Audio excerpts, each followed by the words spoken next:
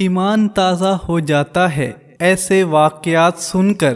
عمر بن حبیب روم کی قید میں آئے تو ان کے 10 آدمی تھے جن میں 9 کو قتل کر دیا گیا۔ یہ بہت خوبصورت تھے۔ عیسائی بادشاہ نے کہا کہ اگر تو اپنا دین تبدیل کر دے تو میں تمہیں اپنی آدھی ریاست بھی دوں گا اور اپنی بیٹی کی شادی بھی تم سے کروں گا۔ انہوں نے کہا کہ سارا ملک عرب بھی دے دے اور ملک روم بھی دے دے، میں ایک پل کے لیے بھی اپنا دین نہیں چھوڑ سکتا۔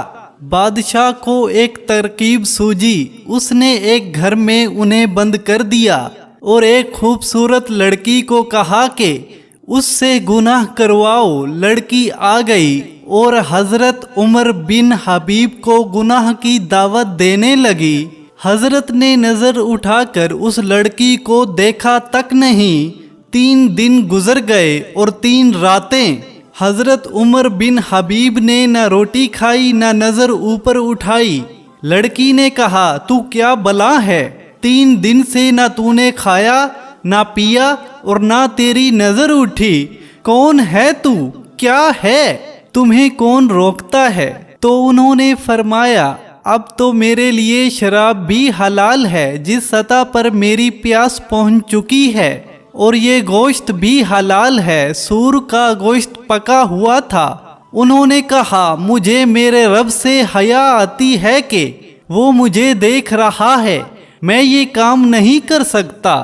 لڑکی 3 دن کے بجائے 30 دن بیٹھی رہے۔ میں یہ کام نہیں کر سکتا، میں اپنی جوانی پر داغ نہیں لگا سکتا، یہ امانت ہے۔ لڑکی نے کہا تیرے جیسے انسانیت کے تاج کو میں قتل نہیں ہونے دوں گی۔ لڑکی نے باہر نکل کر بادشاہ سے کہا کہ سردار تو نے مجھے کس کے پاس بھیجا؟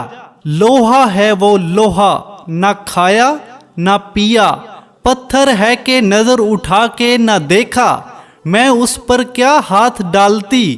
رات کو لڑکی آئی اور کھانا لے آئی اور ایک مشکیزے میں پانی بھی لے آئی اور حضرت عمر بن حبیب کو دیا۔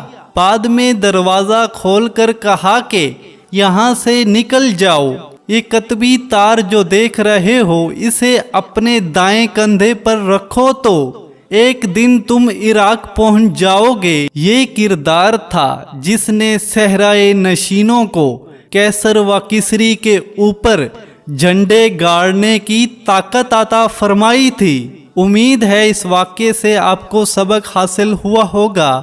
یہ ویڈیو اگر آپ کو پسند آئی ہو تو اس ویڈیو کو لائک کر دیں۔ چینل کو سبسکرائب نہیں کیا تو ضرور سبسکرائب کر دیں اور بیل آئیکن پر بھی لازمی پریس کر دیں۔